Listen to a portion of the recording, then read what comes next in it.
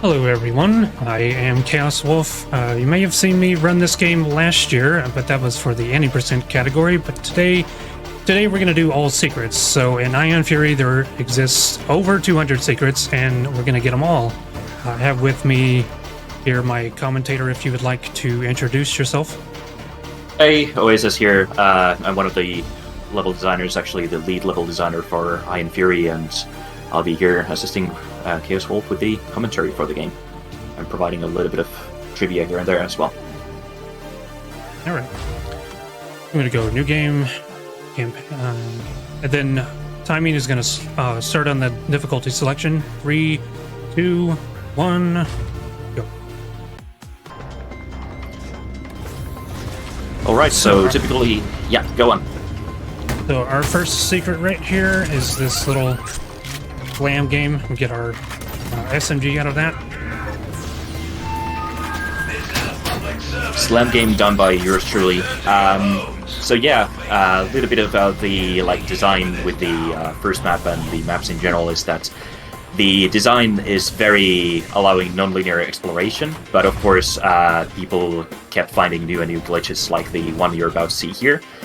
Normally you're supposed to do kind of a detour here, but we intentionally left the cliff walls out in a lot of segments just in case people manage to find something in the future, and so they can have it as a reward. So here might be some new things that I haven't even seen myself. So that was like one thing that required quite a bit of detour, and the first few maps are very open and allow a lot of exploration. Yeah, so there's a lot of references to movies, pop culture, memes. That one right there, where you saw the big MDK sign, that was a reference to the Blade Runner movies. Yeah, there's TDK, and then there's the origami that's there, and you get the Tears in Rain, which is the Hour quote line right there. So plenty of references, just like Duke Nukem 3D and the other build engine shooters. We were sure to cram a game full of them every time we had watch a movie or something. It's like, yes, this needs to go in. And we're gonna do some of the secrets. Go ahead. Some of the secrets as well, they are very obscure. When we decided, okay, we're gonna punish the player, we're gonna have some really obscure secret or something like that. But it's kind of like very rewarding as well in many cases. So what you saw there is that the sprites are actually actors in the game, and they are able to push the player inside geometry as well. We tried to do a lot of clipping fixes to the game back in 2019, so the clipping is very different to what you have in Duke 3D, but you can still have sprites push the player inside geometry sometimes, and the game gets confused and panics and it's like, okay, you're supposed to be in this sector, and this sector is like this tall, okay, so that means that you should be high up here, right? And that's how you get teleported. Okay, this jump is so tricky. You gotta angle yourself. Something you'll be seeing in the game is Chaos doing jumps on slopes. Slopes are the very nasty thing with the build engine. They added sloping quite late in the development of the engine back in 1995. So a lot of the calculations are actually done on the actual ground level instead of the slope. So slope is more like a hinge that goes up for the ground or ceiling. So the jumping physics are very bad, so if you run and jump, a lot of the times your input might be missed. Alright, this one secret coming up. Normally you gotta turn on some fans and get, use the air current to take you up there, but we can do very clever crouch jump to get to the boots.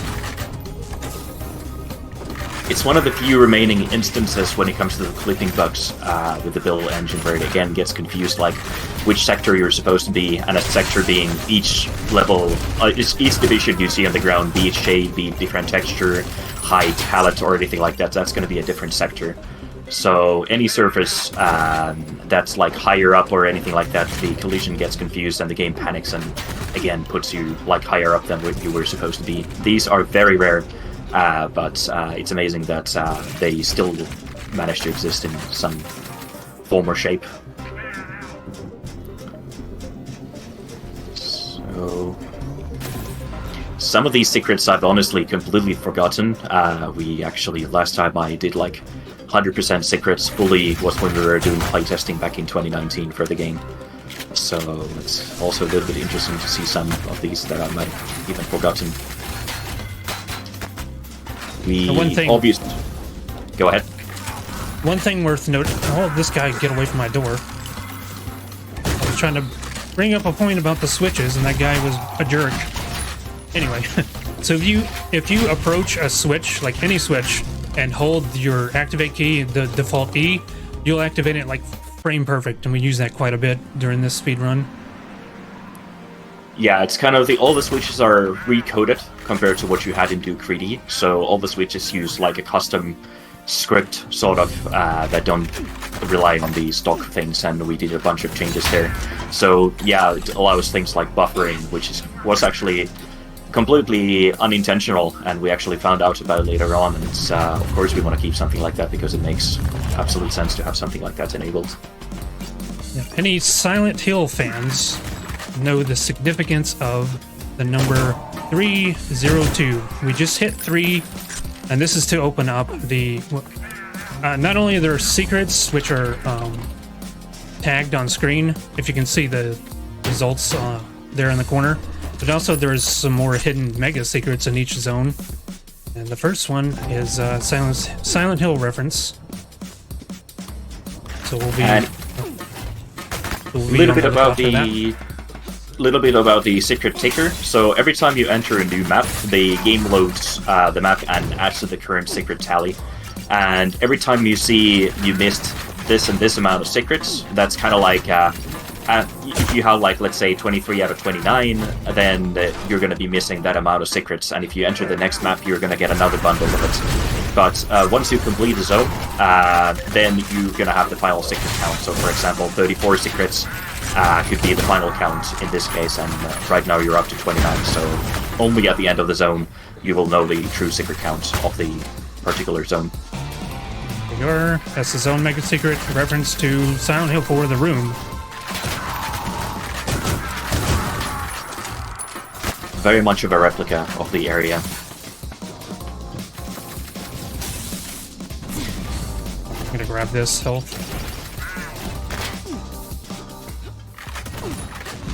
So very much of the game, you're kind of a glass cannon. So it's kind of like a lot of like planning on health and safety and other things as well, because you do a lot of damage, but you will also get a lot of damage. Sometimes the crossbow cultists, for example, there was a bug, and this is being played on an older version of the game, where they can actually stack some of the shots unintentionally. So that is something that can cause a lot of damage unexpectedly.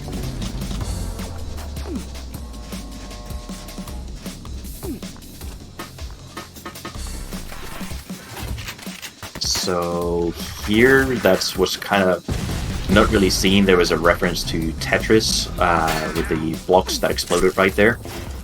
So not all the references are directly bound to the secrets, but there's like a bunch of Easter eggs here and there that we kind of try to hide around. And yeah, more of them come and go.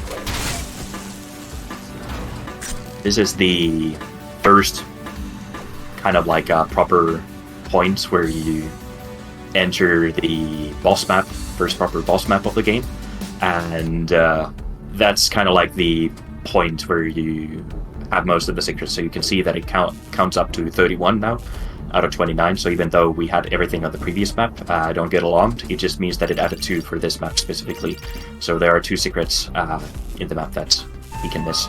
Okay, we got that first try. So normally you're locked outside and have to fight the horde of enemies, but we can quickly work our way back inside if we do it just right. And in that apartment right there is a reference to the Mark 13 from Hardware.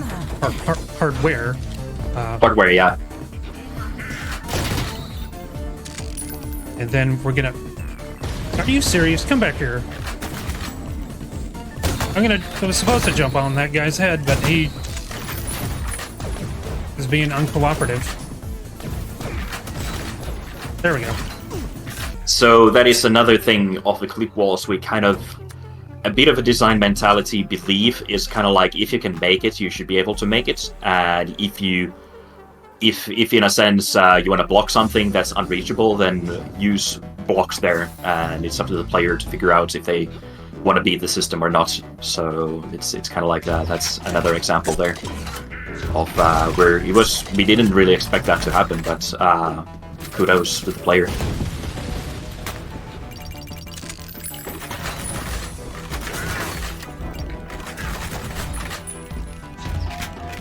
Here I'm trying to remember if we have any specific references, so most of these are kind of like generic secrets for the most part.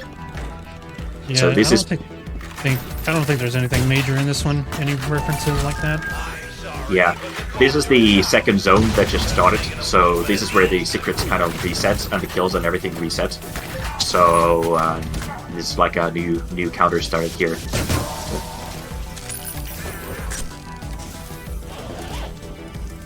So we just wait for this thing to explode. I'm just gonna run against the wall. So yeah, you may have noticed me do two things. One being the strafe running, which, you know, common for FPS games from the 90s. We move faster this way. Another thing is reload canceling. So like there's a reload mechanic in this, and we can cancel the animation so we can continue firing by hitting the...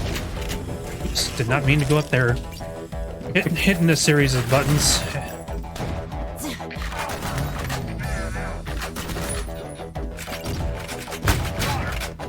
Yeah, pretty much like when the game was released, a few mechanics were found, and we just decided against patching those because aside from anything that obviously can ruin the fun for players, but anything that we messed up is kind of like, it's on us. So we don't want to ruin the fun too much.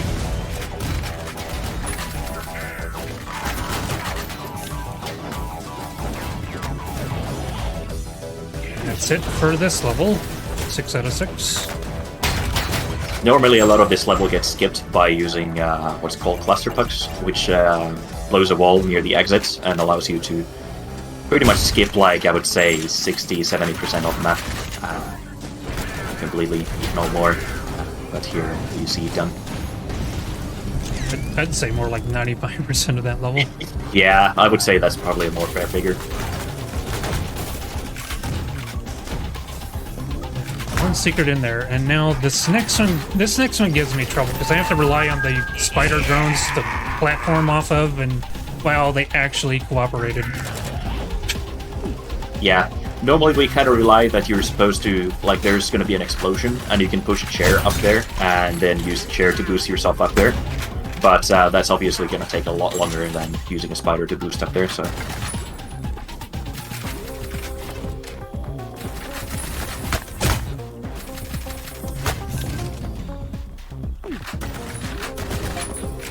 You don't remember that one up there.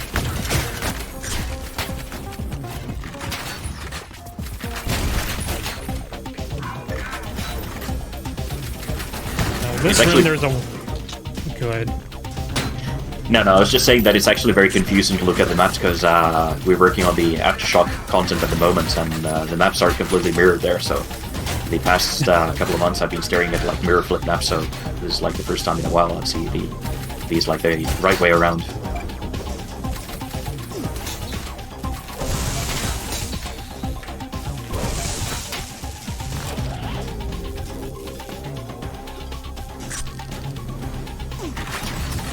Oh, almost took that to the face.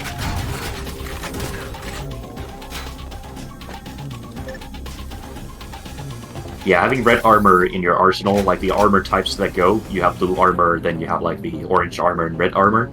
And the idea is that the higher tier armor you have, the more damage it's going to reduce. It's not just the count. So, for example, when you have like 200 red armor, it's going to be, or even 100 or 50 red armor, it's going to be much more useful than having 50 blue armor. So they kind of like have different tiers. So this is red armor is very useful to have. So it allows you to survive a lot of the deadlier blasts that you normally would kind of give on.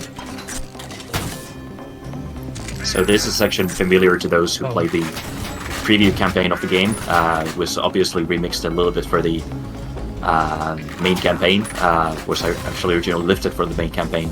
Many sections you see here, but here is kind of like the revisit to that area.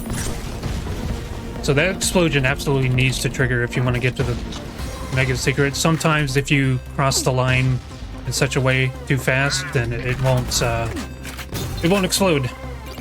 So I had to make sure, I had to look out for that. Thankfully it didn't give me any grief this time. Now is our zone mega secret coming up. Launch a few grenades into that. There it goes. And this is reference to Carmageddon. A brief glance at it. Yeah, it was the car that max damage uses, right? Mm-hmm. We got another amusing secret in this level coming up.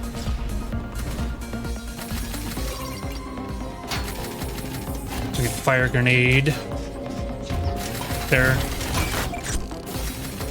Here we are. Reference to movie Shopping mall. Shopping mall, yes. And there's a poster with the Walking Dead reference as well, but that's like part of the generic references you have here and there. There's actually another reference in Shopping Mall that's going to be in the expansion pack, and it's, I can spoil a little bit that involves the certain robots. So these lanterns, I've been spamming jump on them, but this one, for some reason, the only one in the game, you can't do that, or you'll just fall off. I'm not going to fully explore that secret, but it has a reference to Portal. So you'll see a flat cardboard cake, and Shelly will say, "They promised me cake." Yeah. And there's also a companion cube in there. That ladder that you have there where it doesn't work, it might be because there's a teleporter in between. It's very similar to the one that you shoot from the air duct in the base in terms of functionality. So if it doesn't work there, then or has issues working there, then that will explain it. Mm-hmm. Excuse me, miss. Have you seen an This is a reference to Duke. You have like a Duke mannequin there. So that's something you also had in the preview. So would you like to explain the headshot mechanic? Yeah, so the headshots in this game is basically any sprite that you shoot. It kind of scales damage up and down depending on where you shoot the sprite, so depending on the height of the sprite. So if you shoot the top part, then you're going to deal a lot of damage, and if the bottom part, then less damage. And then, of course, it kind of has the clipping and everything applied there as well. It's kind of like a sphere, kind of like a cone, whatever type, like hitbox, I don't remember exactly. So if you manage to manipulate it and get a really good shot, then you're going to do a lot of damage. So this is the section, like this whole building is something I did, and have a few obscure references here and there. Try that again.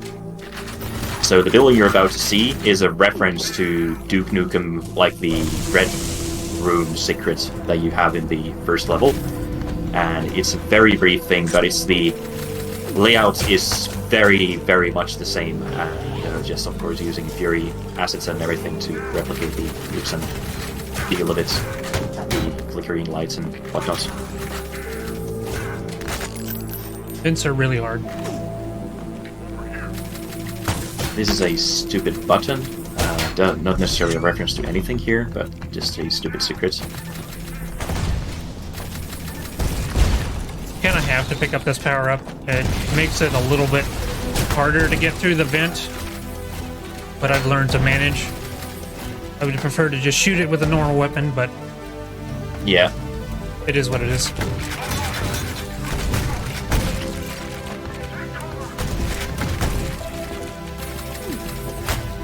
Also, unlike any percent, I can actually hear this song, which is my favorite in the whole game. Yeah, Ross is an amazing musician. I remember when I heard this first time. It was actually released at a demo party first, and then it ended up in the game, so a lot of the songs he composed for the game.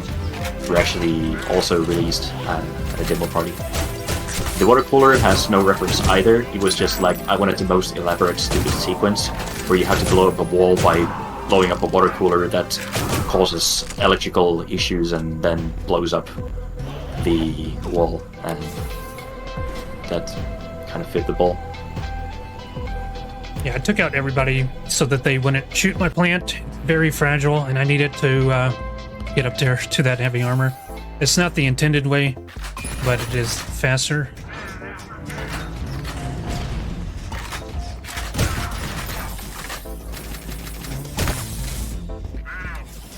So I believe the secret room is unmarked in this map. I remember like marking it as a secret, unless I changed it after preview. But there's a Twin Peaks reference as well in this map.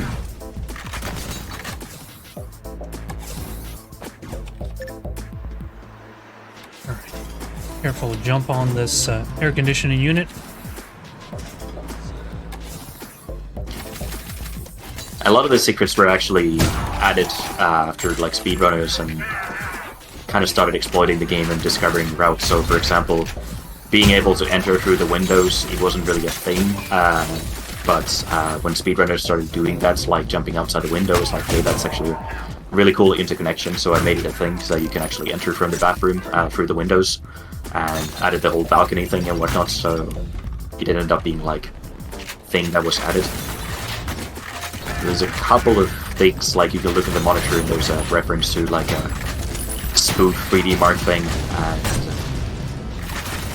other things, but it's kind of like pointless to go there because there's like no reward.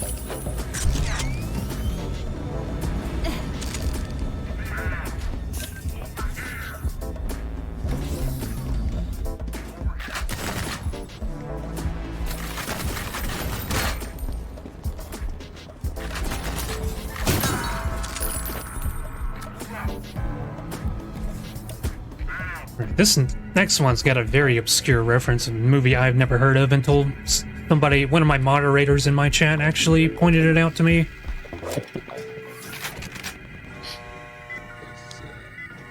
Yeah, I think you're talking about the 601. The Barbarella secret. Oh, that one, yeah. Yeah, the 601 is also a reference.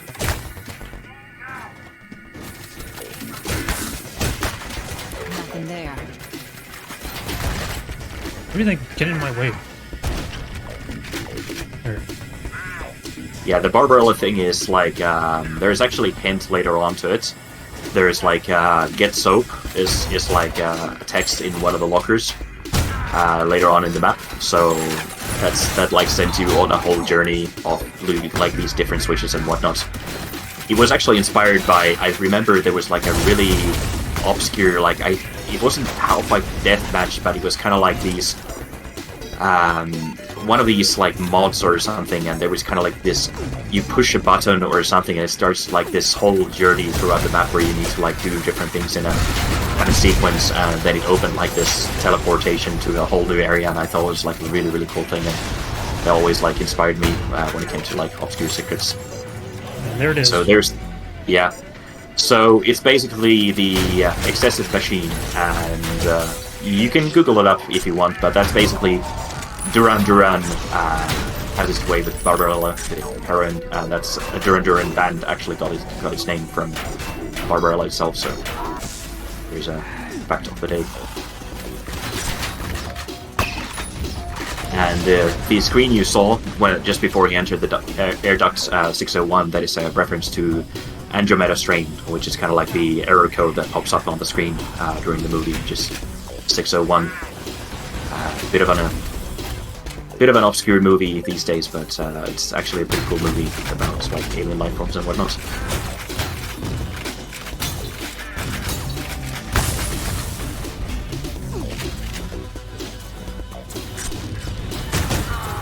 Take him out. He's got a grenade launcher. Okay, there's a bit of a cycle here in this wind tunnel, and yeah, we just caught it. So we gotta wait for it to turn off, and then I can hit this switch, and then wait for it to turn back on again. So we're gonna be in here for a moment.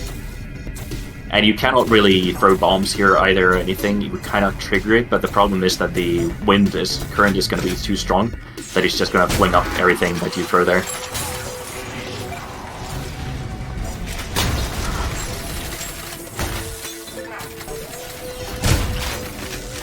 Ow.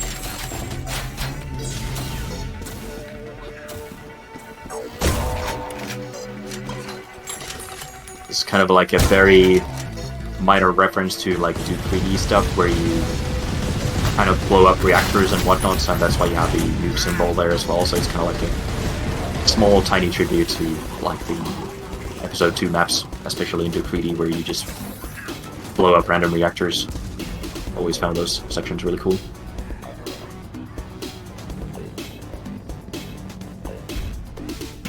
So we're coming up on the end of this zone. This will eventually lead to the only secret level in this game, which also serves as the mega secret. Ah, our guest of honor. The boys have been waiting for you, Ms. Harrison. I'm sure they'll show you a good time. So the sequence here is supposed to be the secret jingles who do the din dun dun din dun dun. So that's the secret jingle, and that opens the mega secret itself. And the laptop you get to use. I'll just do that again. Yeah. It's a little bit random, like when it comes to these super blasts that you get here. But this basically is a boss fight that you will have to fight later on. Why is it doing this? It's giving me trouble. It doesn't usually do this. It'll like cut out the second I get it down to 20%. There it goes. Yeah, there he goes.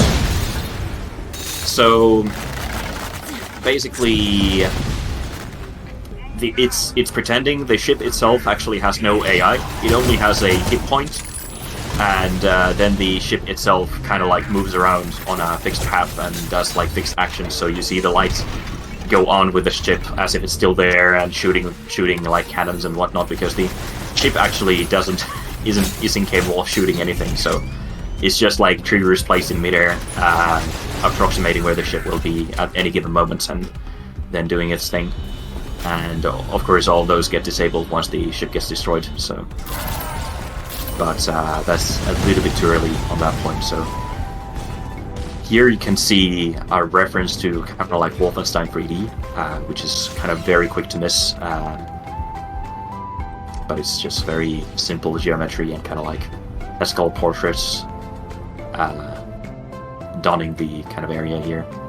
Simple door, and simple geometry and kind of like brick textures. There's like construction, flooring construction, and you get to see the previous floors completely destroyed here. What actually happens here is that you're actually not moving, you're actually staring at a green screen, and the green screen itself is kind of like going around like different areas. So you're basically just watching a movie of things happening, and now you're in the actual area. So you're in a completely different elevator now.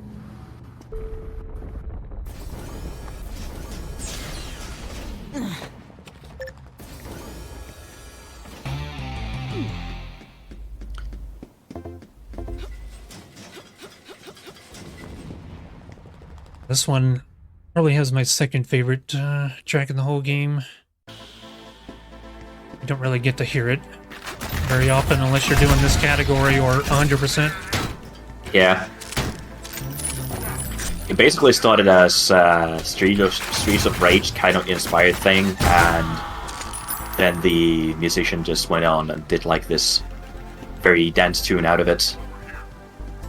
It just like, I don't know, had like 10 seconds done to it for a long time, and then just, okay, can you please do a full song out of it? And okay, sure. Yeah, and the composer, Jarko Rothstein, you can find him on Spotify. Listen to this soundtrack. Highly recommend it.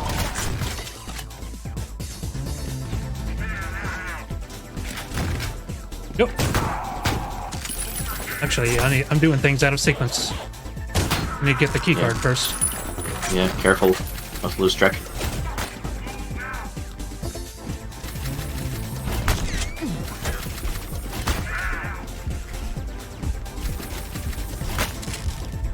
So this map kind of started as a baseball stadium only, and then we kind of expanded and added like the area around it, and anything from this point on was what existed like before, and it was like polished and polished and polished. Like we had one guy working on the stadium and it turned out amazing, and then I went on and added like the gameplay when it comes to the arena fights and everything. So that's like a thing I did. So now there's one section in this category where we actually have to kill everything. The drones, the flying ones and the fighters, they don't matter. But everything else needs to die. Yeah, it's a little bit different to the other hordes. The other hordes are basically hard code timed, so it spawns enemies, but here you can actually speed up the progress by just killing enemies faster instead of like waiting around for things to spawn. So this is kind of like one of the later hordes I did for the game, so that's why it features like the kill trigger based operation, which I think would be better in hindsight to implement for the rest as well. So the player gets to pick the pacing that he wants to do.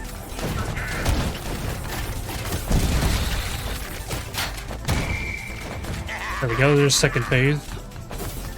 So more groups of enemies to clear out, and then the boss fight. The boss is just going to be another one of those mechs that we have already seen.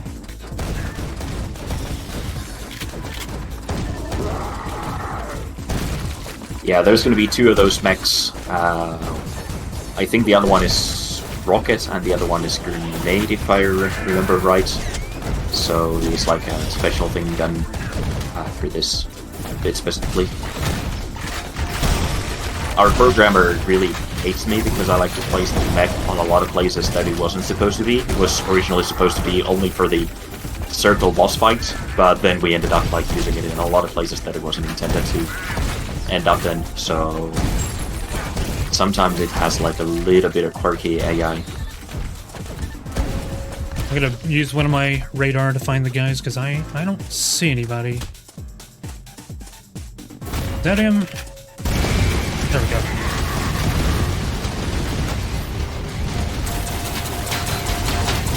Same strat as before, except it didn't work.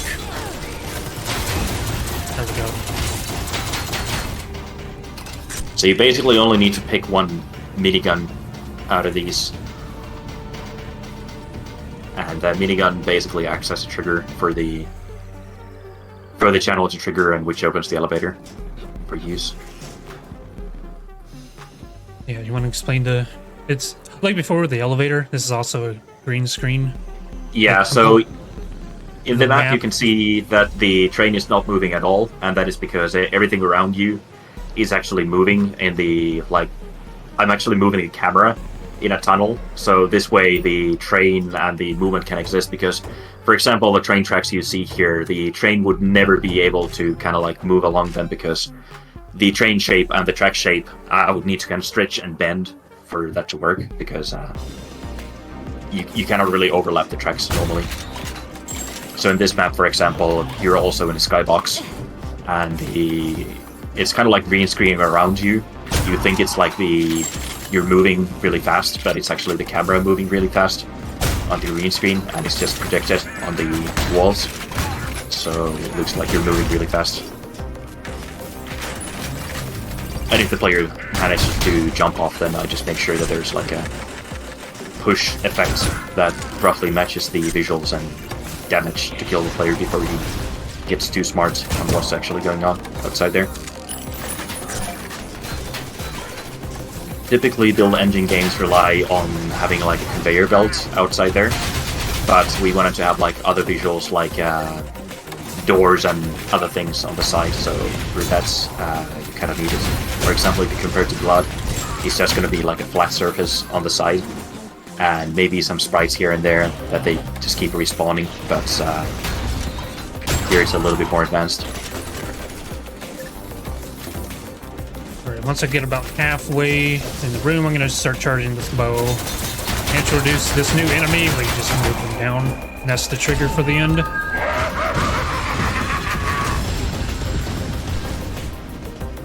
I remember the notes for this was like, it has to be a Joker laugh.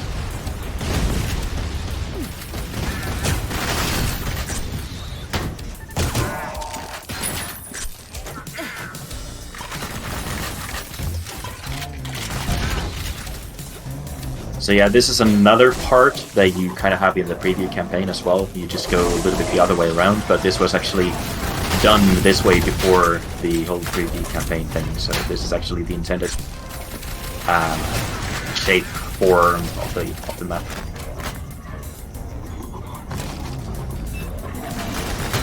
There's a skip we normally do in any percent, but it's way too risky because by then enemies have gathered around you.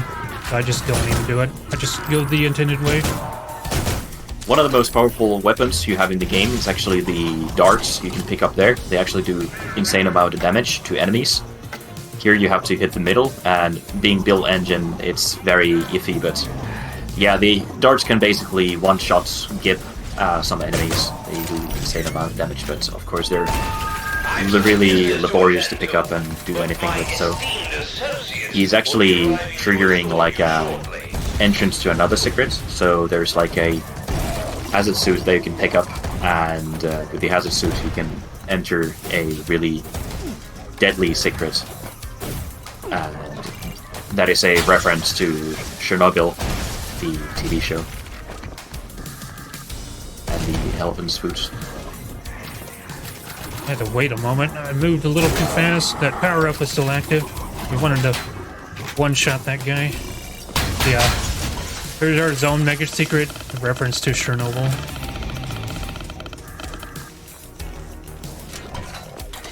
And if you run out of the suit and you go there, you're just gonna pretty much die instantly because he's just gonna kill you. The damage is gonna be insane. So it's actually, for casual players, it's actually a very hard secret to reach, I would say.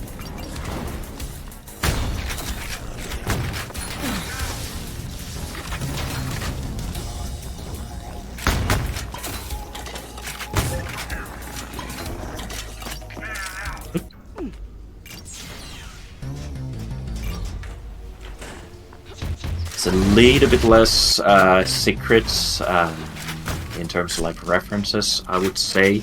There's like one reference I can think of, at least. Two references.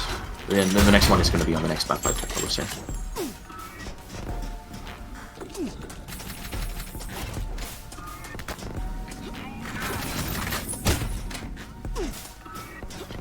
But here's like another few parts where you can do, normally skips in any percent, but it doesn't really make sense to do those in 100%. It's one of those where you can just put explosives inside a wall and it kind of gets through because the splash damage and whatnot, and you can skip like a chunk of the map. Okay, I'm doing this really badly. There we go.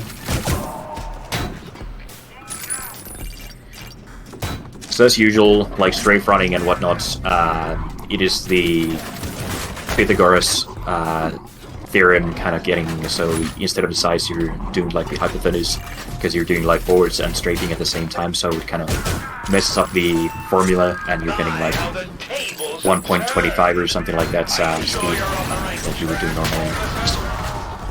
And there's like other further ways to mess it around, and everything in Build Engine works with integers. There's like no floating point, no really, everything's very basic. You had to run on a 486 back in the day, so, and that's like a 66 megahertz CPU for the Build Engine, so a lot of dirty shortcuts exist because of that.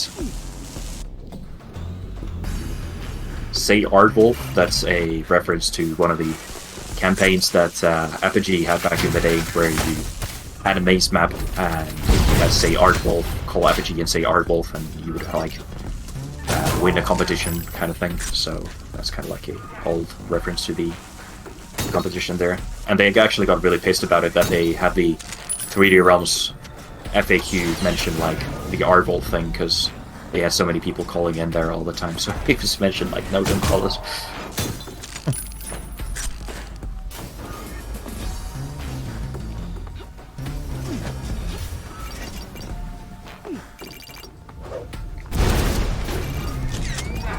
This area, this corridor here, was like one of the first screenshots we published for the game. So that's like one of the very early areas that was like visually complete there. No.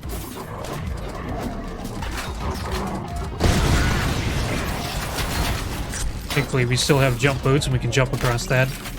Yeah.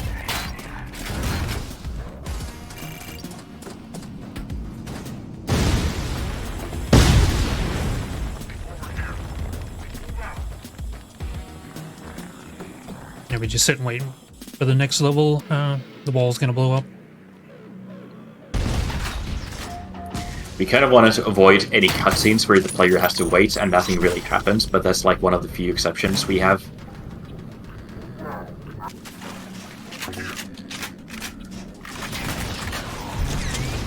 Like the elevators and such, they're also waiting periods, but you still have like something happening. So, but that was a kind of a nice, unexpected thing to happen in the game, even though it's minor. I'm gonna bait this guy out, see if we can... No, he jumped right into me.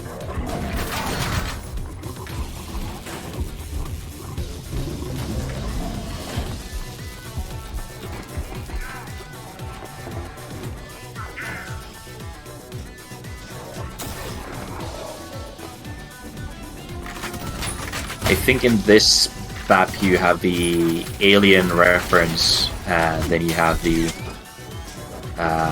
reference to Hellraiser. Now would be a good time to bring up the when we're in the water and we use the electrifier, for some reason we move twice as fast. Yeah, my canonical explanation is that Shelly is swimming, so like you're doing hand movement, so of course you move faster. And now our brutes ran out, so we gotta do some tricky platforming. There we go. And any percent, if you're fast enough, your boots are still active. You can just use those to get across.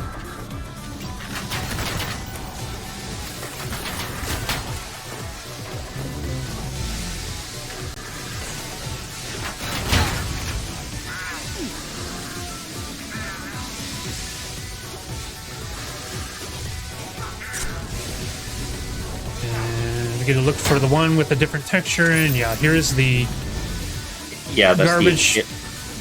The garbage area secret. where Ellen Ripley first meets Newt. Probably my favorite, since I love the Alien franchise. And this next one, we're not really gonna see it, but it's a reference to Hellraiser 2, I believe. Yeah, I think it's the second one. Yeah. Yeah, there's basically just a pylon that kind of comes out and rotates. Just kind of like the reference. And so something we added to the game is that you kind of like speed up and slow down depending on if you're going up and down slopes. So you can still do crazy steep slopes sometimes, but you have like a speed difference that also applies.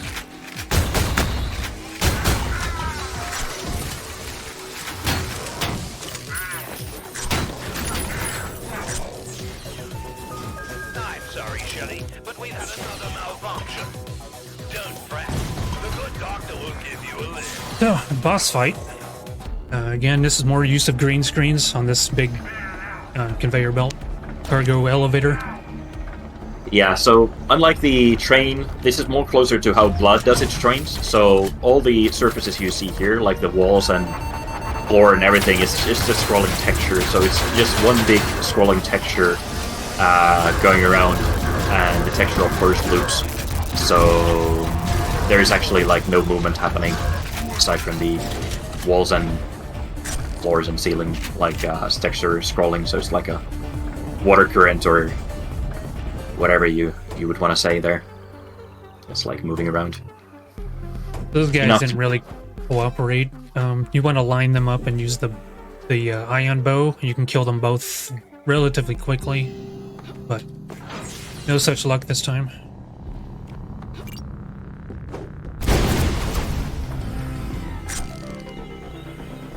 believe this spot here was where we got the first screenshot of the game that was actually public, but the area looks so different that it's almost completely unrecognizable.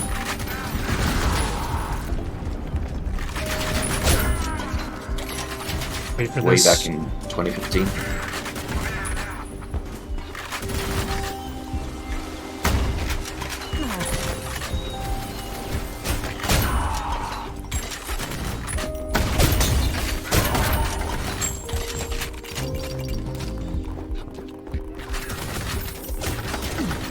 So this is like one of my more liked areas in the game, because I just really like the overall setting of the map quite a bit, and of course the music helps after like the whole underground bit. Very well hidden switch right there. Same color as the panel it's on.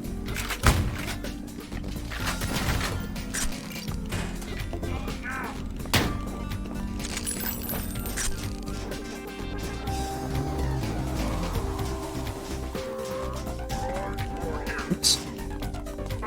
Oh, I'm getting turned around. There we go.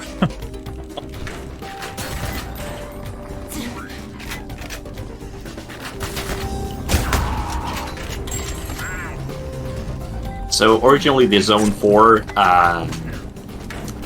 Super Secret was supposed to be like it was kind of like the Gulag style shower. I think it was like, it was one of the prison movies, or what was it like? I don't remember exactly, but it was like the kind of like, it was an iconic thing.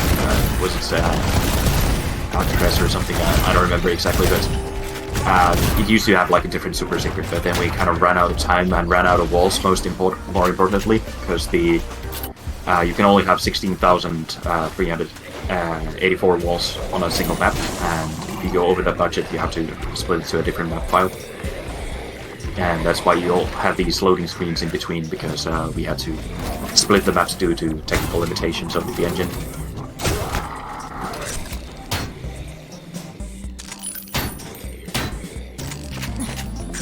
So right there, just for the hell of it, I picked up that burger. The screen flashes red like you took damage, but it's actually giving you health, implying that it's not quite healthy.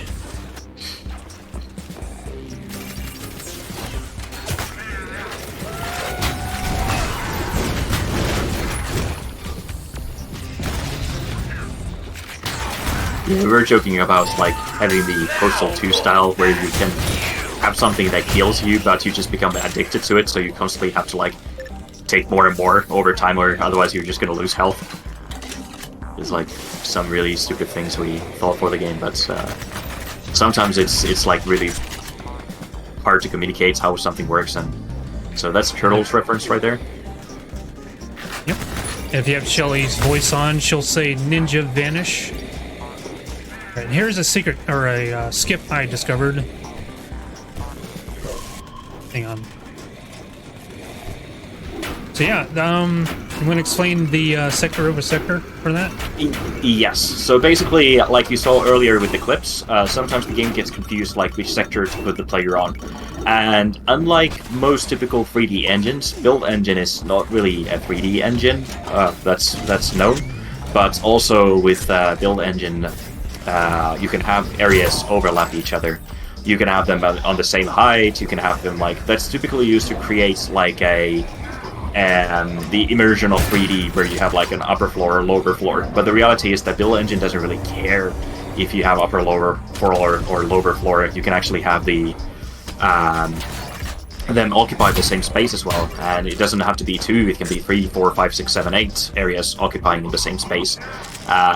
As long as the areas don't see each other, then you're perfectly fine. Otherwise you get rendering glitches. But when the game gets confused and panics like where to put the player, then it actually has to go through, let's say, the 8 areas and try to determine which one would be the right one to put the player in. And the first one that's it puts the player on is going to be the basically at the end of the routine of possible sectors. It's just always going to keep updating, like, okay, this is maybe here, maybe here. Actually, I found a new potential one, and puts there. So it really has nothing to do with the original thing where you teleported from. It's usually the destination is always the same, but the As long as you manage to make the game confused and think you're out of bounds, then it's just going to put you where it makes its best guess where you're supposed to be. So that's how you can teleport between like different areas. So in other words, the dry pipe and the water-filled pipe, they're occupying the same space, and they're actually different like dimensions in a sense. Because it's kind of random how that little spider drone we're getting a damage boost off of, how that one works, and then the fact that we're swimming through a tunnel full of sewage. I discovered it, so I named it, and I call it the crap chute. Yeah. Yeah, it's one of the very few instances of remaining like when it comes to teleporting glitches and getting the game confused. There used to be like you looked at the engine wrong and it would like teleport you literally like back in the days of Duke 3D. Like you only had to kind of jump on a quarter and it would just do it like even when you were playing casually. So it absolutely was on the list of things we had to patch because it was actually hindering gameplay to a lot of people as well.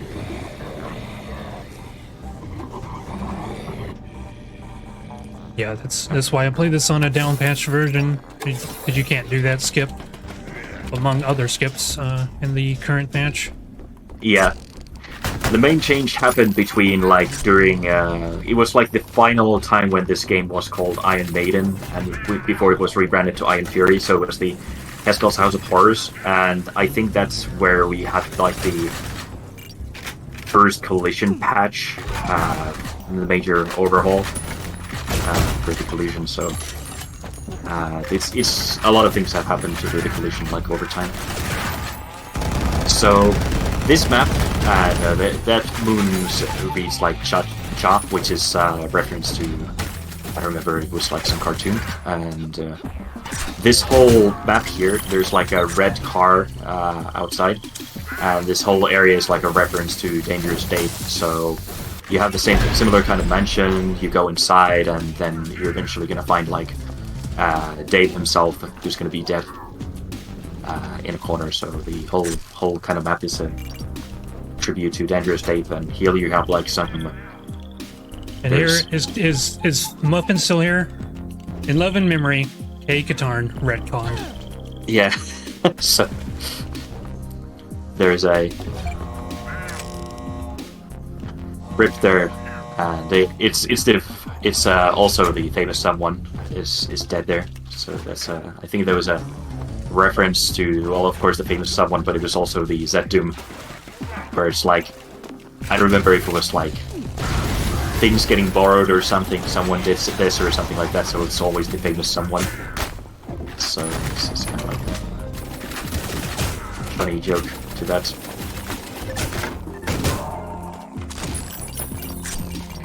Bunch of silly old house secrets.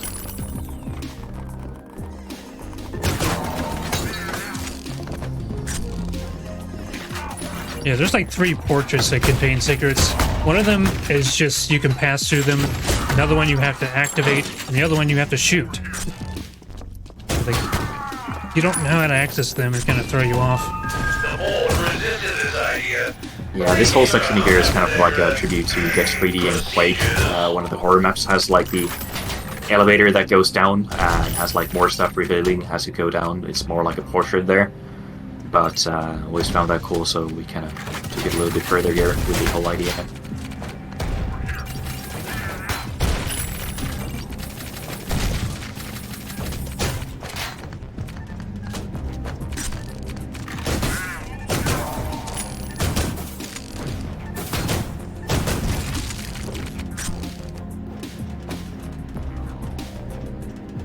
And if you haven't picked up on the texture on the carpet here, borrowed a lot in video games. Yep, Reference it's to the Shining. Shining carpet.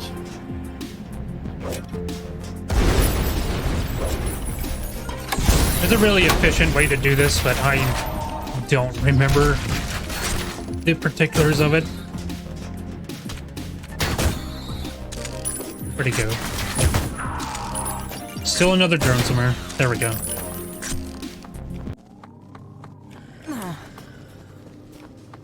we're off to Zone 6, which will be the last zone that actually has secrets that are required for the category. The final zone, Zone 7, has secrets, but none of them are tagged, so they are not required. Yeah, so the final zone, it has like, I would say, 4 or 5 secrets, which are more like Easter eggs at that point. They help you a little bit with combat, but the reason why they weren't tagged is because the whole map is kind of like a linear sequence, so it's kind of like, otherwise it's so easy for the player to miss secrets. So it was kind of decided that's going to be a little bit unfair. That's going to be the case, so.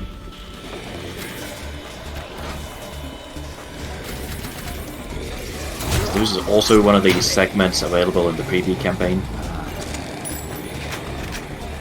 Changed quite a bit other ways around. The herbs that you see in one of the rooms is meant to be like a reference to Resident Evil and the healing herbs that you can find.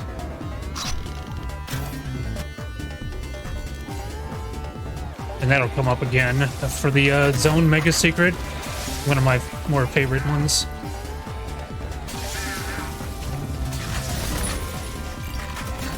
Oh, okay. Just passed right through that thing.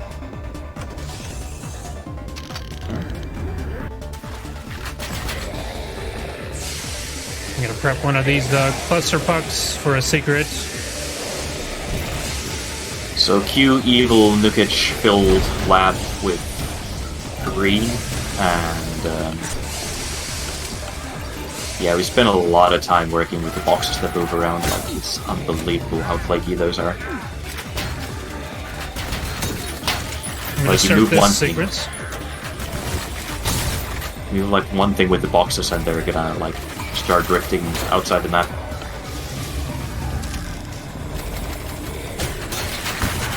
Once this fog's over completely, there it goes, then we'll start charging the bow.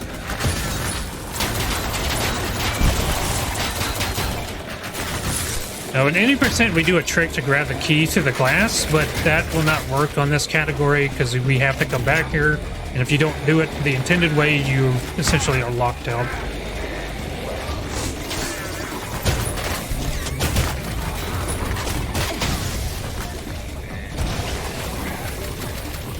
Come on, Shelly. There you go. Now, it says 14 out of 16. We come back to this level, so we cannot collect those last 2 secrets. Yeah, this is one of the rare exceptions in the game. It's like the previous zone also featured this, but this one takes it a little bit further, so it's kind of like a bit of a difficulty curve, where you have like 2 really large maps that are like interlocked to each other, so you can kind of like traverse across both of them. So the kind of idea is that at this point the player should be experienced enough to understand that, how the zoning system and how things work. So yeah, I don't know how. I don't know who, which of the mappers was responsible for this level, but I have to just comment that this level is very solid. There's like virtually no skips on any of the categories. Yeah. We had like 2 guys work on the like Zone 5 and Zone 6. It was done by 2 mappers. So there's Vitaly, DNB, goes by the name DNB in the community, and then there's Methy, Met Hunter, by the name in the community. So they both worked on Zone 5 and Zone 6. So a lot of work was done for both of the maps by both, and Methy kind of added a lot of detail, added a lot of the room over room stuff that you see, like the jumping above and being above like the other rooms, and a lot of polish and detail as well, and effects, and like the thing you see here, like the rotating bits and everything was all done by him. So it was a collaborative effort on that front. All right, listen closely. See the Triforce. Da-na-na-na. That opens up a secret. I didn't do the puzzle correctly, so we gotta... I don't think that's it either. kind of lost the rhythm for this. My first major marathon I ran this for was the ESA, and I got this first try, and hasn't quite happened since. Yeah, it's one of those mastery puzzles, and we actually added. What is a little bit annoying is that the rotation only updates like 30 frames per second, because that's the execution cycles that the script goes. For the newer versions, we enable like sector interpolation for the rotation, so the rotation is much smoother, and it makes it much easier to like do the timing, because you kind of, the motion is more continuous, so it's easier to grasp where the rotation is at, I would say. So in the future versions, it is easier to stop the rotation, or at least slightly easier. Because that's how the engine works. Everything is like 30 frames per second, but it kind of gets interpolated to 120. From there, things kind of go on. So there are some things that clearly work at like 30 frames per second, but there are some things that do get interpolated on the engine side.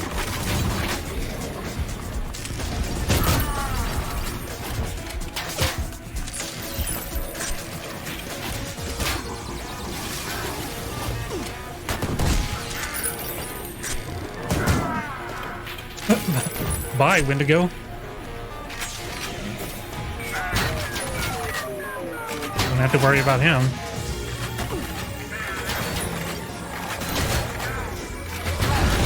And now we're going to grab one last secret here, and then backtrack to the previous level. Pick up those two that we had to save for later.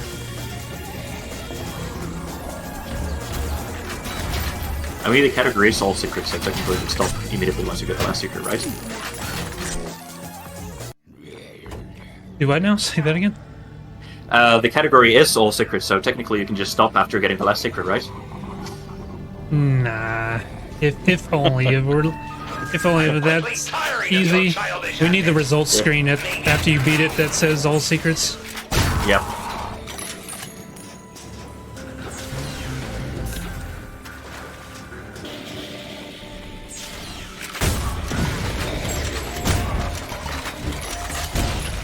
I'm gonna be very careful here, because there's the Wendigo. That's who I was looking for. I should really kill him.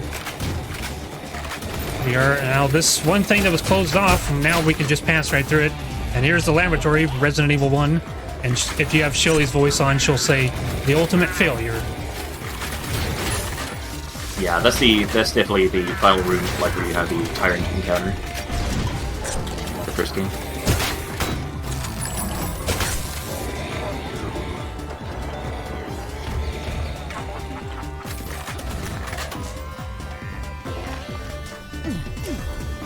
Alright. I always Hold down get so confused about the progression here, because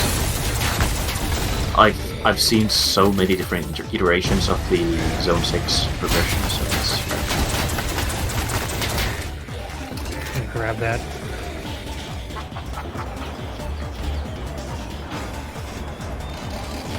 There we are. That's every secret. But now we just have to finish out. Yeah, everything from here onwards, like a bunch of stuff for the elevator rides, is like my doing again. So this is like the Zone 3 and Zone 7 were kind of like my things that I ended up doing.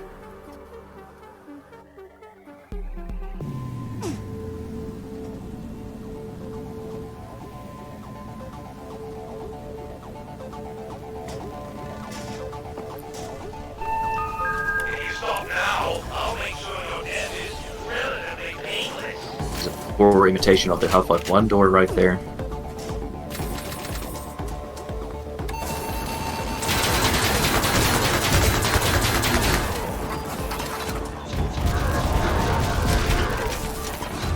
So this is like the reload cancel in action, so you can just rapid fire the grenades, which is extremely useful.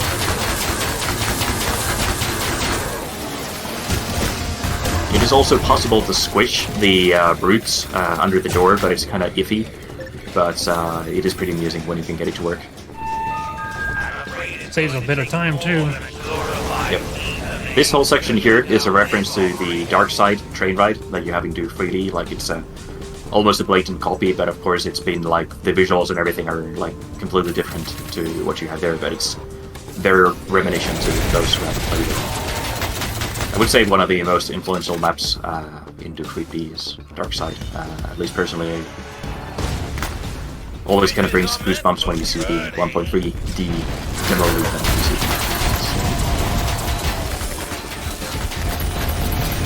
huge stuff.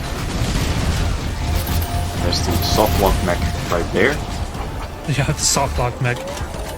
I haven't. Oh, get out of the way! I haven't actually seen it in a while. Yeah. Yeah, I always save right before that room just in case we get that soft lock. So that brute there, or that zombie there, is the true final boss.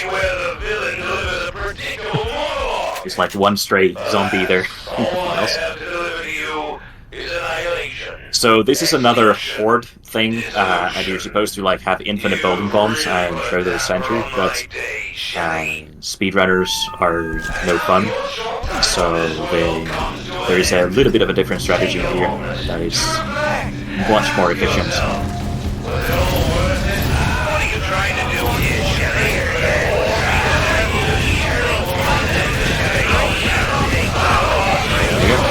There is a bug there that you see, the whole texture atlas,